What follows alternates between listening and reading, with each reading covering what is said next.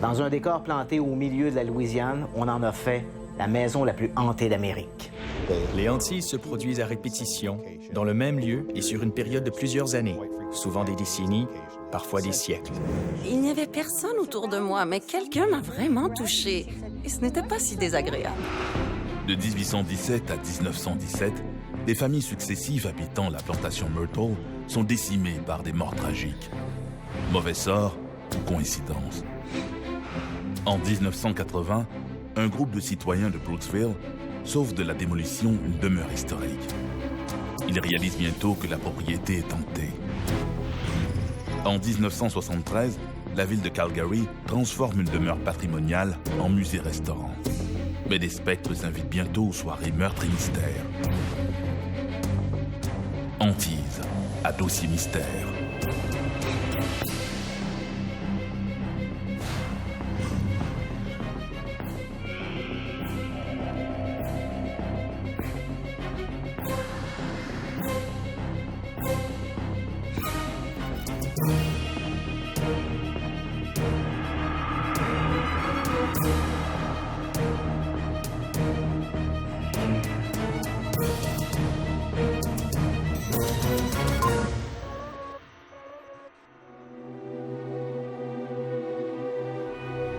Dans le paranormal, l'univers des fantômes s'articule autour de la nature des manifestations.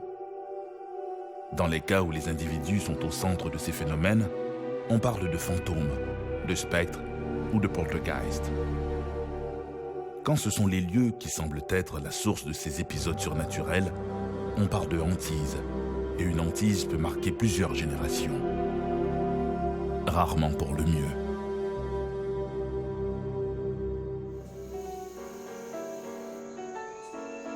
En temps normal, William Winter n'enseigne pas de Chopin à ses élèves.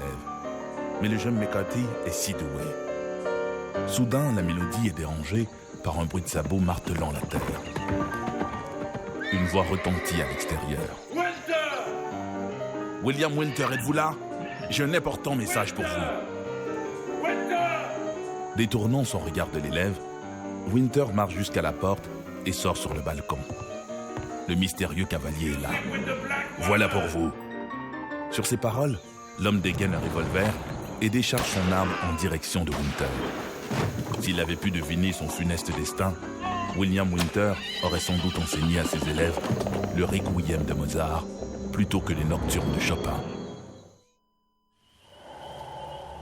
Si aujourd'hui la plantation Myrtle est connue à travers le monde, ce n'est pas à cause de son rôle dans l'industrie textile, mais à cause de ses nombreux fantômes. Au départ, la Louisiane compte beaucoup de plantations. Il y a beaucoup d'histoires ici. La plantation Myrtle est bien connue en ville parce que les gens disent qu'elle est hantée. L'histoire des hantises de la plantation Myrtles est tout à fait singulière du fait que la documentation historique contredit la légende et le folklore. Et pourtant, il ne fait aucun doute qu'il se passe de bien drôles de choses entre ces murs. L'histoire de la plantation Myrtle commence en 1796, quand le général David Bradford y a fait construire une première maison. D'après certaines rumeurs, la plantation serait installée sur un cimetière amérindien. J'ai discuté de ce sujet avec le personnel de la plantation Myrtle. Ils m'ont répondu qu'il n'y avait aucun document historique pour confirmer cette théorie. Mais, du même souffle, ils m'ont dit qui sait. Bradford ne se formalise pas trop de ce détail. Il fait construire une maison modeste de 8 chambres qu'il baptise Laurel Grove. Vers 1816, il prend sous son aile un jeune protégé, Clark Woodruff. Le général David Bradford, étant également avocat, a enseigné à plusieurs étudiants en droit et Clark Woodruff était l'un d'eux. Clark Woodruff va devenir amoureux de Sarah Matilda, l'une des filles du général Bradford. Les tourtereaux se marient en novembre 1817. Après la mort de David Bradford, Woodruff reprend la gestion de Laurel Grove pour sa belle-mère. C'est sous son occupation que se serait produit un drame qui depuis hante la plantation. Clark Woodruff et Sarah Matilda s'épouseront et auront 3 enfants, mais on le considérait comme un séducteur. Et d'après ce qu'on dit, il aimait avoir plusieurs maîtresses. L'une d'elles était une esclave nommée Chloé. Chloé était supposément une jeune esclave qui vivait sur la plantation et apparemment, le propriétaire la trouvait bien de son goût. Alors, il l'a installée dans la maison sous prétexte d'en faire la gardienne des enfants. Ils ont eu une histoire d'amour. Il faisait continuellement des avances sexuelles à Chloé, avances auxquelles elle hésitait à répondre. Mais elle avait peur, car elle craignait qu'il ne la menace de retourner travailler dans les champs. Elle ne voulait pas y retourner, elle voulait rester dans la maison. Alors, elle a cédé et éventuellement, il s'est lassé d'elle et s'est détourné d'elle. Elle s'est mise à avoir peur et à craindre qu'il ne la retourne au champ. Alors, elle s'est mise à espionner les conversations de Woodruff. Ainsi, à chaque fois qu'il s'enfermait dans une chambre, Chloé le suivait de près et collait son oreille à la porte afin de savoir de quoi il parlait. Finalement, un jour, elle s'est fait surprendre. Et il s'est emporté contre elle. Il était tellement furieux qu'il lui a coupé l'oreille. Après cela, Chloé portait un turban vert afin de cacher son oreille coupée. Ensuite, ce fut au tour de Chloé de se mettre en colère et d'entreprendre de se venger.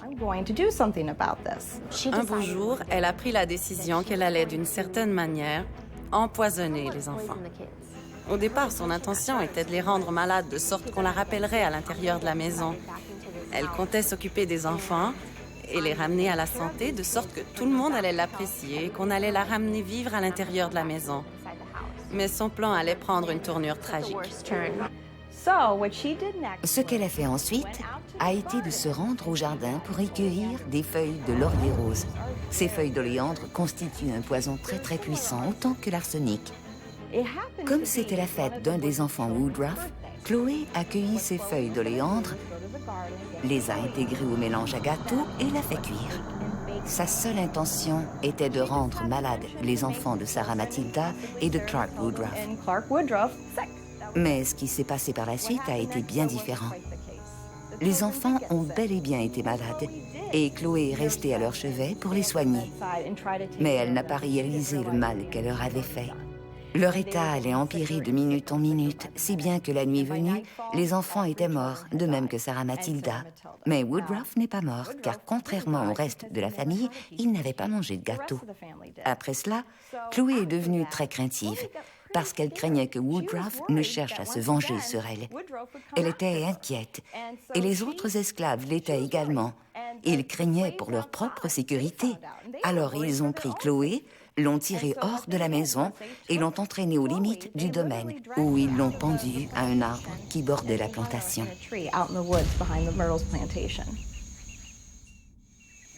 Depuis, on raconte que son fantôme entrait la plantation Myrtles. Il aurait été vu des dizaines de fois, tant à l'intérieur de la maison que dans les jardins. On raconte aussi que le fantôme de ses victimes, Sarah Matilda Woodruff et ses enfants, aurait été vu sur le porche avant de la maison. Encore une fois, il y a beaucoup de désaccords avec cette version, parce qu'il y a des rumeurs qui prétendent que Chloé n'a jamais existé. Elle n'était pas nécessairement une esclave de la plantation et aucun document ne confirme l'existence de Chloé. C'est là l'un des désaccords majeurs. L'autre, c'est que l'on prétend que Sarah Matilda et ses enfants n'ont jamais été empoisonnés. Ils seraient plutôt morts de la fièvre jaune. Après l'ère des Bradford Woodruff, la plantation est vendue en 1834 à Ruffin Gree Sterling, un riche planteur de la Louisiane. Il fait agrandir les bâtiments et renomme l'endroit Plantation Myrtles.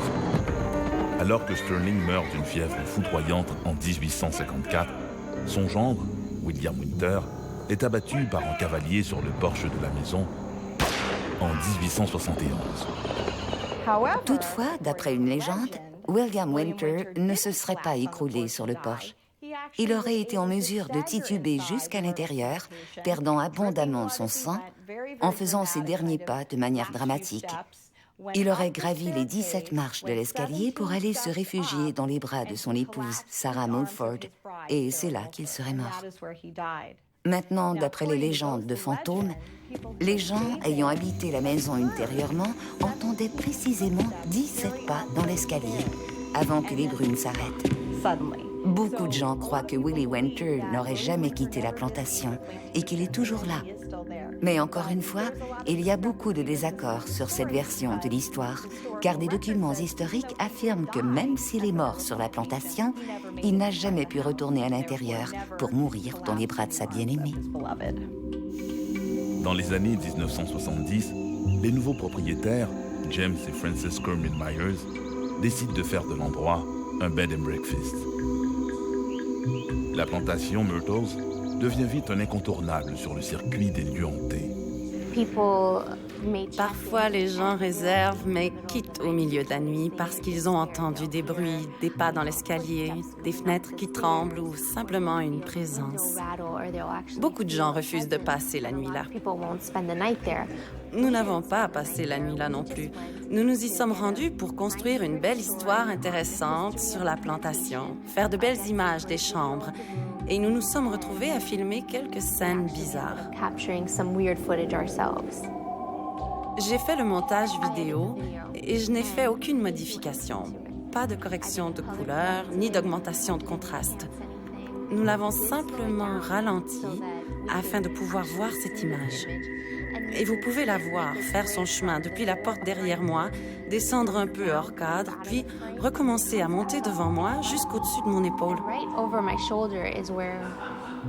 Moi, j'y vois le profil d'une femme. On reconnaît son nez, ses lèvres, ses joues, son front. Mais sur une seule des images, lorsqu'on met l'appareil à pause. Par la suite, l'image remonte et devient complètement différente. C'est simplement bizarre.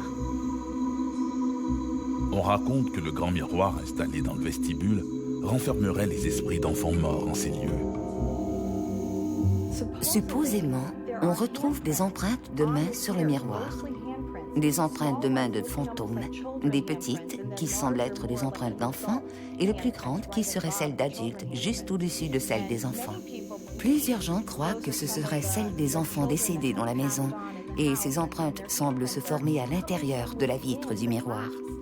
Ils ont nettoyé le miroir à de très nombreuses reprises. Ils ont même remplacé le miroir, mais rien ne fait disparaître ces empreintes. Les hantises de la plantation Myrtles ont été ici au rang d'énigme nationale. L'endroit a été classé parmi les lieux les plus hantés des États-Unis, voire qualifié de la maison la plus hantée d'Amérique. Nous avons la réputation d'être la maison la plus hantée d'Amérique. Je dis fièrement que nous nous débrouillons très bien avec cette situation. Je travaille ici depuis quelques années et nous sommes à la hauteur. Cette maison est vraiment la plus hantée d'Amérique. Les faits historiques contredisent peut-être les hantises de la plantation Myrtles, mais cela apparemment, les fantômes l'ignorent. Une maison est dite hantée quand on y constate des bruits inexpliqués, des lueurs mystérieuses ou encore des apparitions de fantômes ressemblant généralement à d'anciens locataires de la maison. Mais il arrive, occasionnellement, que ces visiteurs indésirables n'appartiennent pas à la maison. Ils y ont immigré, attaché un objet ou caché au fond d'une vieille valise, comme dans le cas de la May Stringer House sur les côtes de la Floride. Au gré de la visite, les touristes se retrouvent dans une chambre du 2e étage. C'est une chambre d'enfant. La guide, qui ce jour-là est accompagnée de sa fillette de 9 ans, explique qu'il s'agit de la chambre de la petite Jessie May Saxon, une enfant décédée en ces lieux en 1872, à l'âge de 3 ans. Comme vous le voyez, enchaîne le guide en désignant un berceau situé juste à côté du lit, nous avons même des poupées en porcelaine. Ces poupées étaient très populaires à la fin du 19e siècle et ressemblent sans doute à celles que possédait la petite Jessie May Saxon.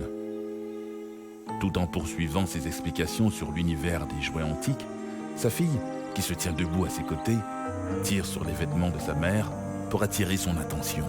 « Maman, maman !» répète-t-elle. « Attends un peu, mon ange. Maman est occupée. Tu ne dois pas prendre la poupée comme tu l'as fait. »« Ah non? Et pourquoi ?» demande Bonnie, l'air intriguée. « Parce que la petite fille n'aime pas ça. »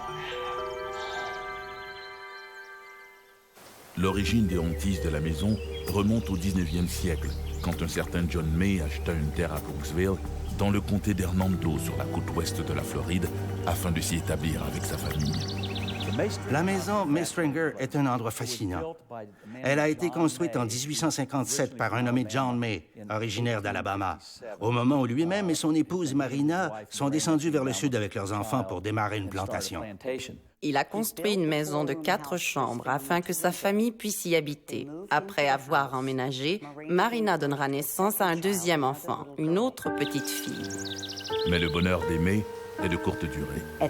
À l'âge de 25 ans, John May décède dans cette maison. Il avait ce qu'on nommait à l'époque une consomption.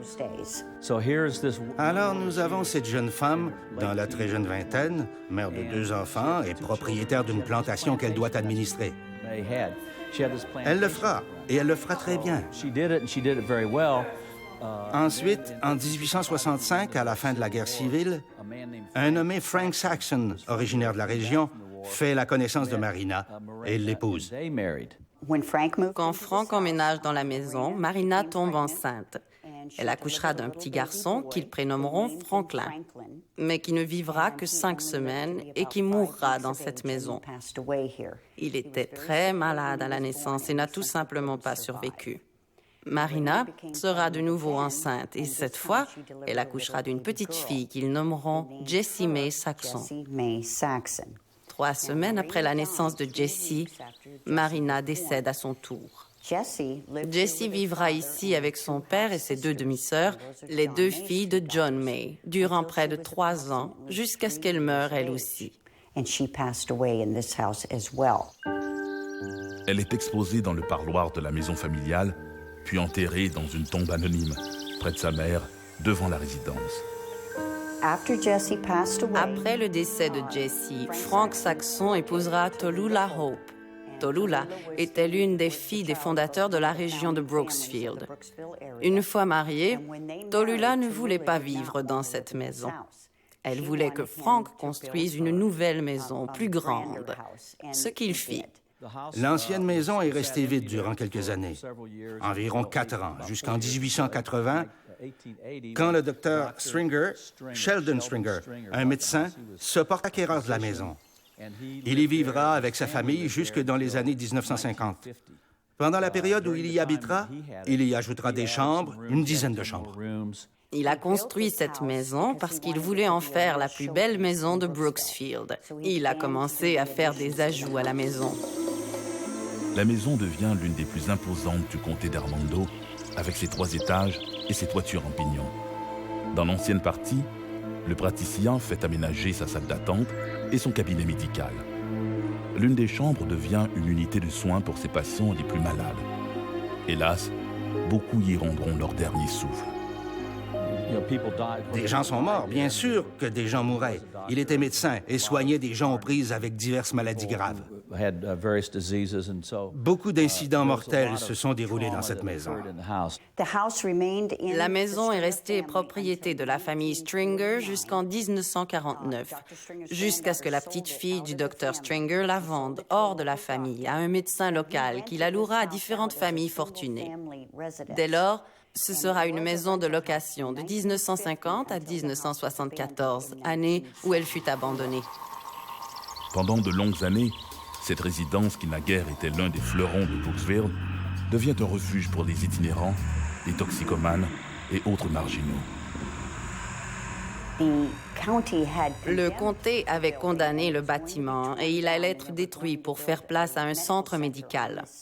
C'est à ce moment que le fondateur de l'association patrimoniale est intervenu et a manifesté son intention de la préserver, faisant valoir que c'était une des plus vieilles maisons de Brooksfield et qu'il fallait la conserver. Aujourd'hui, la May Stringer House a retrouvé son cachet dans le temps. Elle apparaît comme elle était au temps du brave Dr. Stringer. Les pièces accueillent à présent une collection de quelques 150 000 artefacts liés à l'histoire des États-Unis et, plus spécifiquement, à l'évolution sociale et culturelle du comté d'Hernando. Mais la May Stringer House est aussi l'une des maisons les plus hantées d'Amérique. Officiellement, on vous dira qu'il y a 1 ou 2 fantômes, Jessie May Saxon et une paire d'autres. Mais officieusement, on sait qu'il y en a au moins 7 ou 8 autres. Ce bâtiment abrite 11 000 artefacts, tous de provenance exotique. Soit ils viennent d'ailleurs aux États-Unis, soit de pays étrangers. Qui sait d'où ils viennent? On ne le sait pas. Ils ont tous été donnés. Ces objets étaient la propriété de gens décédés et qui les ont aimés. Et quand vous avez des poupées anciennes, par exemple, qui sont parmi les objets les plus aimés qui soient, vous êtes en présence d'un trésor qui fait l'objet d'un grand amour. Quand un artefact est introduit quelque part, il n'est pas impossible qu'un esprit vienne avec. À en croire des médiums, les principaux fantômes seraient ceux de Jessie May Saxon et de ses parents, Frank et Marina, ainsi que celui du Dr. Stringer. On dit que la petite Jessie May se serait rendue coupable d'une kyrielle de manifestations espiègles. Jessie May était la fille de Frank et de Marina et elle est le seul fantôme reconnu par l'association patrimoniale. Quoi qu'il arrive dans cette maison, c'est Jessie May qui emporte le blâme. Mais Jessie May n'avait que 3 ans et c'est un fantôme qui a 3 ans. Jessie est un des fantômes les plus populaires ici. Elle est très enjouée, comme le serait n'importe quel enfant normal.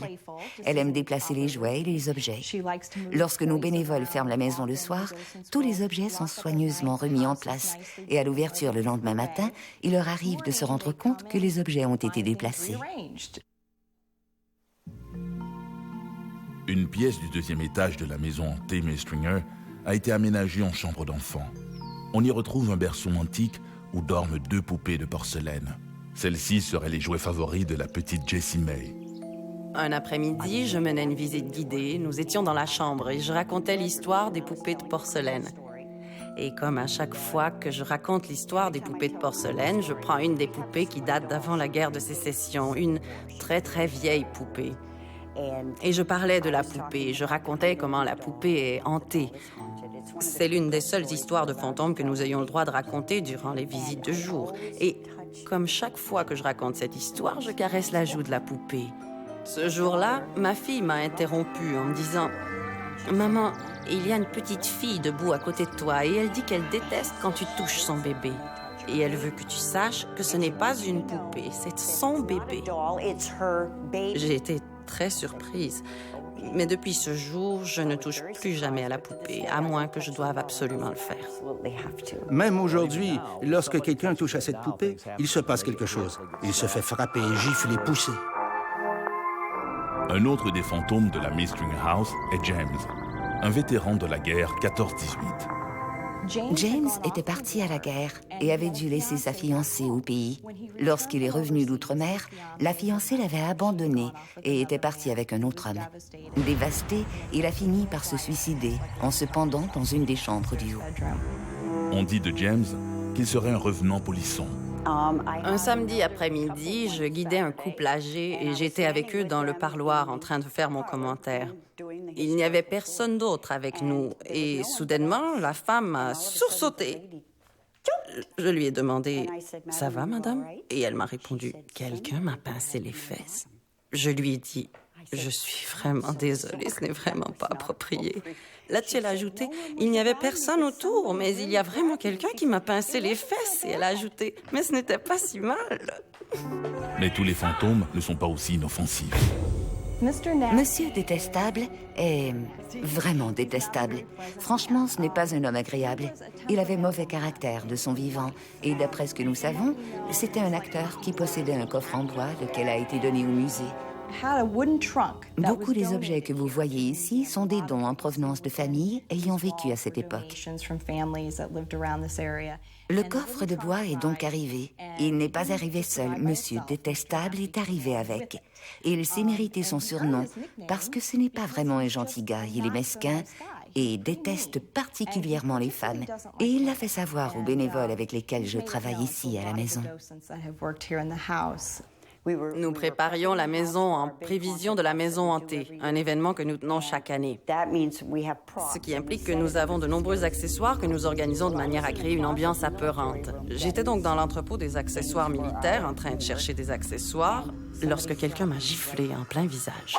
Monsieur Détestable fait toutes sortes de choses. Il frappe les gens, il pousse les gens. C'est pas pour rien qu'on l'appelle Détestable. Ces dernières années, la Miss Stringer House a accueilli une foule de chasseurs de fantômes et autres passionnés de phénomènes paranormaux.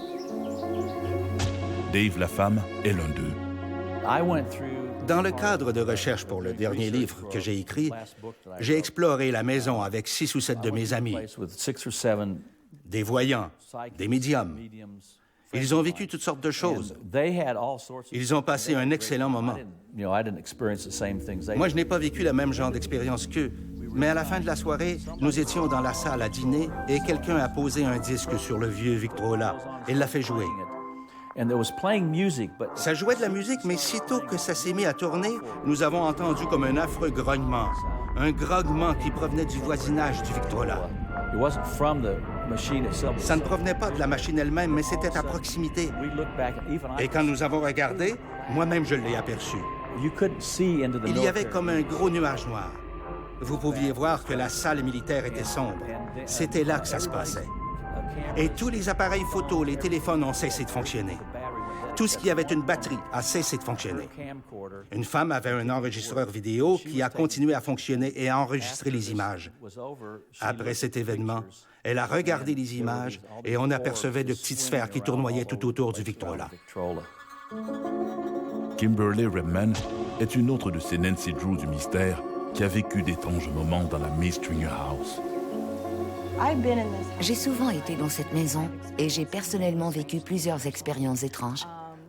Un jour, j'étais à l'étage et je marchais dans le corridor et du coin de l'œil, j'ai aperçu quelque chose, comme un esprit, qui me dépassait très rapidement. C'était à peu près de cette hauteur et ça se déplaçait tellement vite que je n'ai pas pu me faire une idée du visage ou de quoi que ce soit. Mais c'était quelque chose de court en termes de grandeur. Ça avait davantage l'allure d'un enfant. Et quand j'ai voulu me retourner, bien sûr, il n'était plus là. Contrairement à beaucoup de lieux publics hantés, où les propriétaires préfèrent demeurer discrets à propos de ces manifestations d'outre-tombe, les responsables de la Miss Stringer House, eux, au contraire, en parlent sans détour. Au début, quand j'ai émis l'idée de faire une tournée des fantômes, c'était après qu'on eut enquêté sur nous. En passant, nous avons fait l'objet de 35 enquêtes. Et la plupart de ces groupes ont trouvé des indices d'activité paranormale. Il est clair que la maison est hantée. À ce stade, nous commencions à devenir célèbres et nous avions besoin de collecter davantage de fonds. Alors, j'ai approché le conseil d'administration et soumis l'idée d'organiser une tournée des fantômes. Il a fallu utiliser des arguments convaincants parce qu'ils ne voulaient pas de gens qui viendraient flâner dans cette précieuse maison pendant la nuit. Mais ces visites ont connu un grand succès. C'est pourquoi ils ont finalement accepté. Il faut croire que les administrateurs ont compris que la meilleure façon de vaincre sa peur, c'est de l'affronter. C'est une magnifique maison splendide. La localisation est superbe, au sommet d'une colline, et c'est vraiment un lieu magnifique. Et si je devais passer l'éternité ailleurs qu'au paradis, je crois que la maison Miss Stringer serait un excellent choix. Des lieux, des objets, sont-ils stigmatisés par les événements du passé? D'où viennent ces apparitions? Dans la plupart des cas, les témoins ont l'impression d'assister à des événements du passé, comme si les fantômes étaient les acteurs d'une pièce sur laquelle le rideau est tombé depuis longtemps. Dans certains cas, cependant, les témoins ont l'impression qu'il y a un sens caché derrière les manifestations, comme si, de l'au-delà, le ou les défunts cherchaient à terminer une tâche inachevée ou à attirer l'attention sur un détail précis. Comme dans le cas d'une maison historique en Alberta, la Dean House.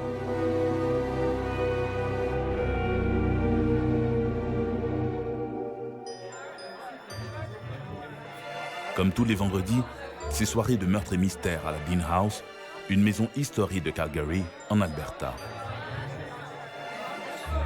Pour l'activité, Les participants doivent chercher des indices dissimulés dans la propriété, indices nécessaires à la solution d'un meurtre imaginaire.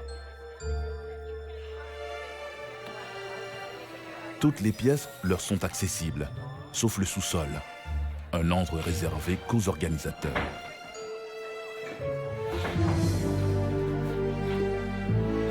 Alors que la soirée est déjà avancée, et en dépit des interdictions du personnel, l'une des participantes se glisse dans la cave.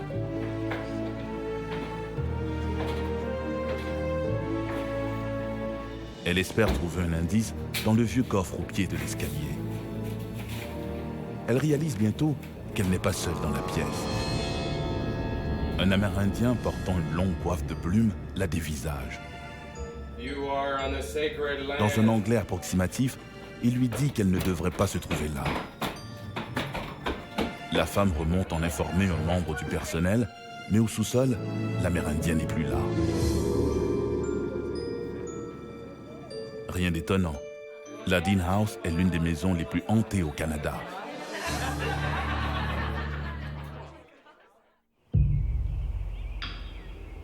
Certaines maisons portent malheur.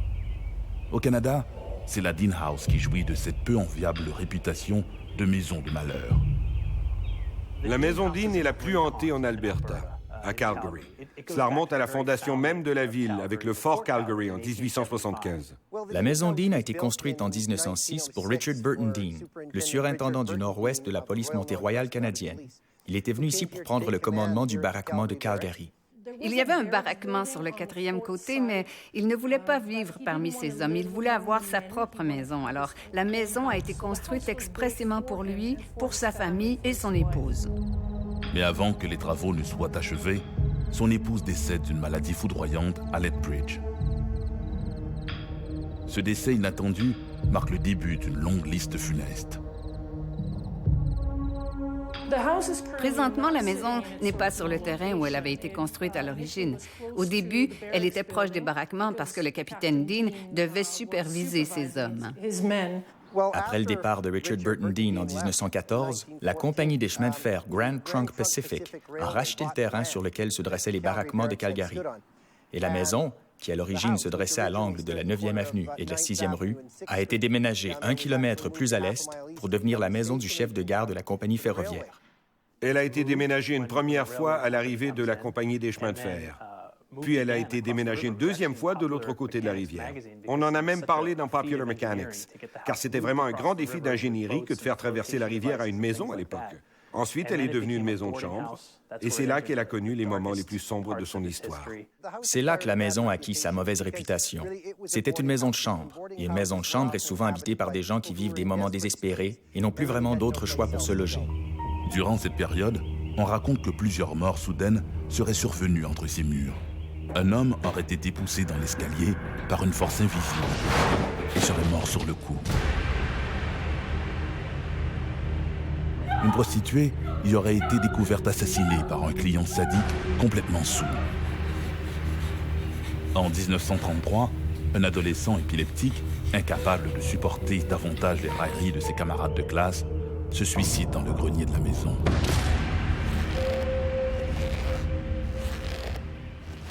Il y a toutes sortes d'histoires à propos des gens qui ont vécu dans la maison Dean. Certaines sont vraies et d'autres probablement fausses.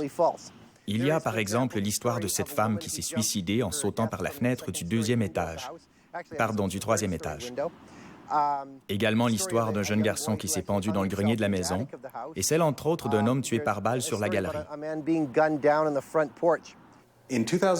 En 2001, quand nous avons commencé à enquêter sur la maison Dean, nous avons fait beaucoup de recherches sur l'histoire et nous avons, à cette occasion, écrit une histoire de la maison Dean.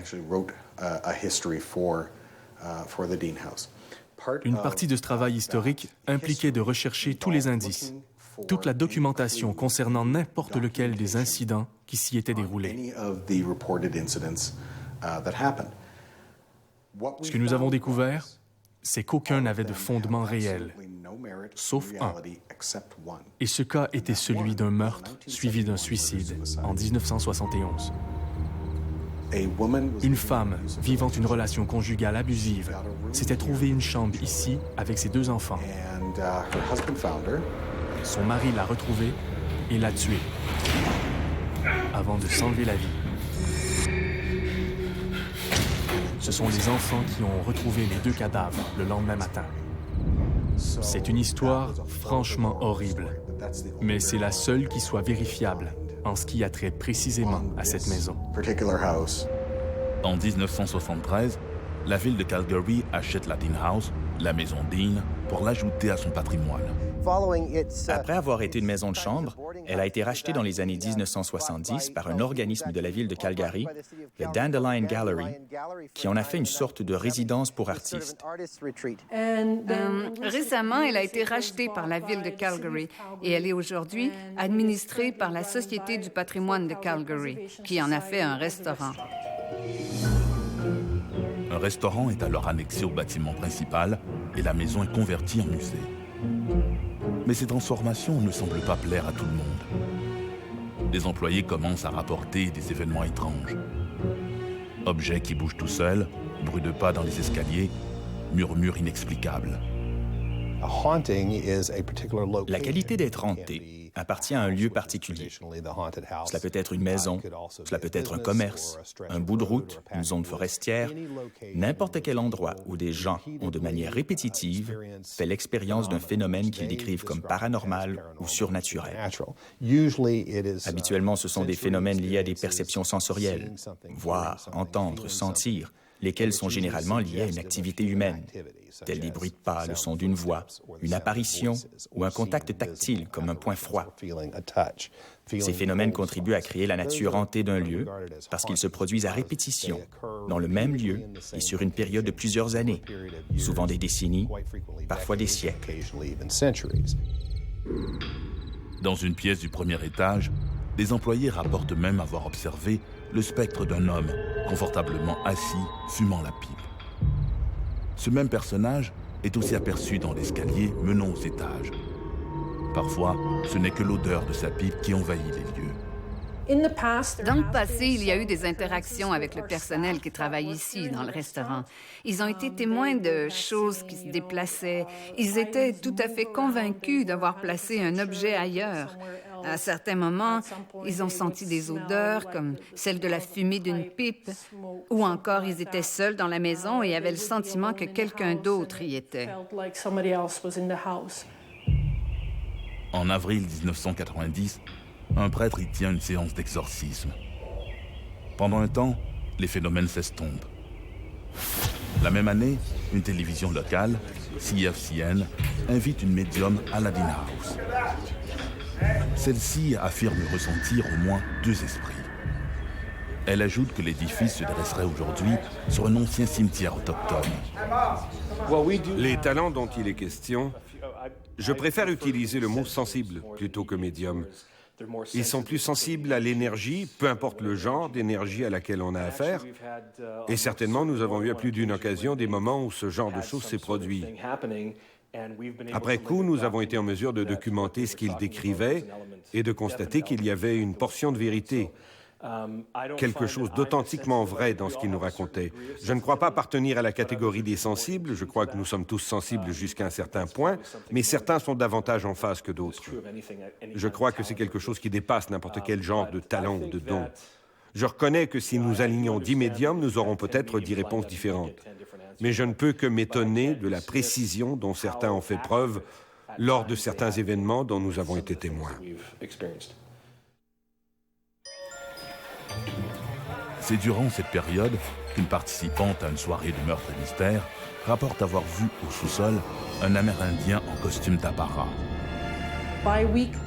Chaque vendredi soir, nous organisons dans la maison une soirée meurtre et mystère et, bien sûr, nous tirons avantage de ces histoires de fantômes.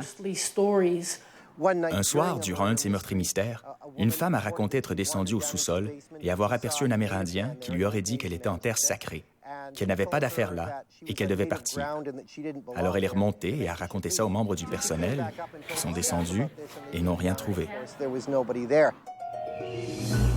Au début des années 2000, un groupe d'enquêteurs de Calgary, le Centre d'études avancées sur le paranormal, ou simplement CAPI, décide d'enquêter sur la maison Dean. Question de séparer le mythe de la réalité. Ils ont enquêté sur cette maison, ont fait différentes expériences et ont conclu que oui, cette maison est bel et bien hantée. Très hantée, comme ils l'ont formulé. Je crois que la plupart des gens, lorsqu'ils meurent, s'en vont vers une autre phase de la vie. Peu importe ce que ça peut être, nous le découvrirons tous à la fin. Mais je crois qu'il y a des gens qui, pour une raison quelconque, se retrouvent coincés ici. Pas tout à fait dans notre monde, pas tout à fait dans le monde suivant, mais dans une sorte d'entre-deux, où les frontières sont floues et où nous sommes en mesure d'interagir d'une certaine façon. Mais je crois que ces gens sont beaucoup moins nombreux et loin derrière le nombre d'histoires qui circulent sur leur compte. Il faut dire que pour le leader du groupe, Tom Davis, la maison Dean n'est pas tout à fait étrangère à son intérêt pour le paranormal. Quand j'étais adolescent, j'étais bénévole à la radio de l'Université de Calgary. Et un ami et moi-même avons reçu une carte de presse, ce qui n'est peut-être pas la meilleure chose à offrir à un adolescent.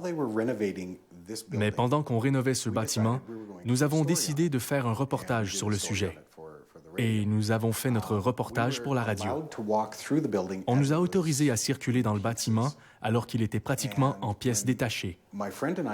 Et quand mon ami et moi sommes arrivés au deuxième étage, ici nous sommes actuellement au deuxième étage. Donc, quand nous avons commencé à circuler à l'étage, nous avons été jusqu'au bout du corridor, où l'espace se divise en un autre corridor et deux chambres, du moins à l'époque. Beaucoup de murs avaient été démolis, mais on pouvait toujours voir où étaient les placards. On les démolissait pour en faire une seule grande pièce, comme c'est maintenant. Mon ami était derrière moi et il me suivait. À 30 secondes peut-être, 1 minute de délai. Il est entré dans la chambre où nous sommes maintenant, simplement pour voir ce qu'il y avait. De mon côté, je me suis dirigé vers la chambre de droite.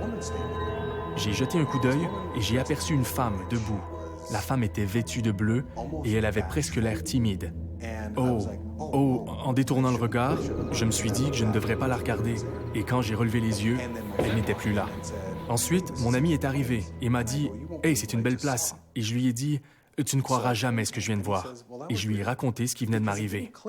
Et il a dit « C'est bizarre parce que de l'autre côté du placard, moi aussi j'ai vu cette femme debout, comme s'il n'y avait pas de mur. » Lors de l'investigation du CAPI, les membres enquêteurs ont noté quelques anomalies magnétiques et électriques. Quelques-uns d'entre eux ont également eu la sensation subjective d'être épiés ou de ne pas être seuls, mais rien de très convaincant. Au cours des 10 dernières années, nous avons vraiment appris beaucoup à propos de l'énergie électromagnétique, sur la manière dont les câbles à haute tension peuvent interférer avec la perception des gens, comment ils peuvent affoler les boussoles, comment ils peuvent amener des détecteurs de champs magnétiques à donner de fausses lectures. Pour ces Ghostbusters, et malgré l'expérience personnelle de Tom Davis survenue des années plus tôt, la nature des phénomènes rapportés à la Dean House reste indéterminée. 90 à 95% du temps, nous avons affaire à quelque chose qu'on peut expliquer. Mais pour l'autre 5 à 10%, je me gratte la tête, parce que je n'arrive pas à trouver une explication.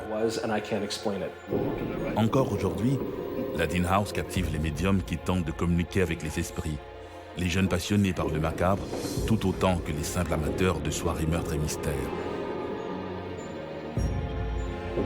Depuis le décès de la jeune épouse du capitaine Richard Burton Dean, les événements tragiques s'y sont multipliés. À l'époque où elle a été transformée en maison de transition, un jeune épileptique s'y suicide dans le grenier. Des déserteurs s'y mutilent et plusieurs femmes y ont été assassinées. La Dean House n'a pas porté chance à ses nombreux locataires. Pas surprenant qu'aujourd'hui, elle abrite autant de fantômes. Quand nous avons fait nos enquêtes ici, nous avons été en mesure d'enregistrer des choses que nous avons été incapables d'expliquer. Est-ce que ça veut dire que la place est hantée? Possiblement. Le monde dans lequel nous vivons est rempli de mystères, d'énigmes de phénomènes étranges et inexpliqués. Confrontée au phénomène des hantises, la science n'a aucune explication à fournir. Comment la science pourrait-elle documenter et confirmer l'existence de spectres qui, par définition, sont immatériels ?